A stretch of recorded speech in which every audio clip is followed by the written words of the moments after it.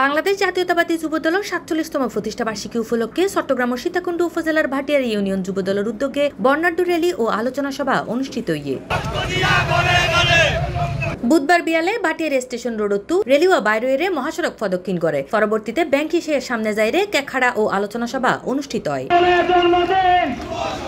Bhatiary union যুবদলের সভাপতি সেলিম মাহমুদের সভাপতিত্বে এবং সাধারণ সম্পাদক রবিউল হোসেন রবির পরিচালনায় অনুষ্ঠানত প্রধান অতিথি আছিল উপজেলা যুবদলের সদস্য সচিব এবং ইউনিয়ন বিএনপির সাধারণ সম্পাদক মোহাম্মদ খুরশিদ আলম মেম্বার। বিশেষ অতিথি হিসেবে উপস্থিত আছিল সহসভাপতি শেখ শাহাবুদ্দিন, যুগ্ম সম্পাদক সুলেমান রাজ, ওয়ার্ড বিএনপি নেতা মোহাম্মদ ফিরোজ আলম, উপজেলা ছাত্রদলের সহসভাপতি ইরফানুল হক রকি, ওয়ার্ড সভাপতি মোহাম্মদ ওসমান ও সাধারণ সম্পাদক রমজান আলী।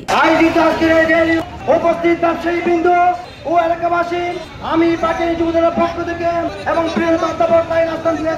পক্ষ থেকে আপনাদের সকলকে জানাই সংগ্রামী সালাম, শুভেচ্ছা, অভিনন্দন। আমি সকলকে আহ্বান জানাবো, আপনারা আগামীতে এখানে যদি কোনো ষড়যন্ত্র করা হয়, আমরা বাংলাদেশ জাতীয়তাবাদী যুবদল সর্বদা সজাগ থেকে তাদেরকে প্রতিহত করার আজকে হাঁটে হেঁটে পায়ে পায়ে ৪৭তম বার্ষিকী আজকে পালন করতেছি বাংলাদেশ জাতীয়তাবাদী যুবদল ভাটিয়ারী শাখার।